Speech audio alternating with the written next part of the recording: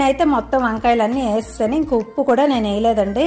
మనం తీసుకుంటున్న ఈ వెల్లుల్లిపాయల కారంతోనే మనం ఇలా ఎలా తయారు చేసుకోవాలి, అందులోనే ఎలా మిక్స్ చేసుకోవాలి అన్నది ఫస్ట్ మీకు చూపిస్తాను. కాడలు అయితే ఈ లోపల మనం మాడిపోకుండా అటు ఇటు మన వెల్లుల్లిపాయలు ఒలుచుకుంటూనే ఇలా తిప్పేసుకోవాలి.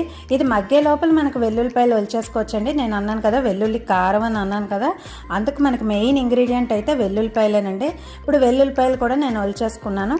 మొత్తం ఇలా చిన్న గ్రైండర్లో మనం ఏవేమి వేసుకుని ఏం తయారు చేసుకోవాలో అన్నది ఇప్పుడు మీకు షేర్ చేస్తాను. వెల్లుల్లిపాయలు ఇలా మొత్తం మనం వేసేసుకున్నాక ఇందులోనే కొంచెం ఉప్పు వేసుకోవాలండి. తర్వాత కొంచెం పసుపు వేసుకుంటున్నాను. ఓ 2 స్పూన్లు ధనియాలు వేసుకుంటున్నాను. నేను 1 స్పూన్ జీలకర్ర వేస్తున్నానండి. ఇప్పుడు మెయిన్ మసాలా ఇంగ్రీడియంట్ ఇదే. కొంచెం 4 మిరియాలు అయితే వేసుకుంటున్నాను. కొంచెం సోంపు వేసుకుంటున్నాను. ఇవన్నీ మనం మెత్తగా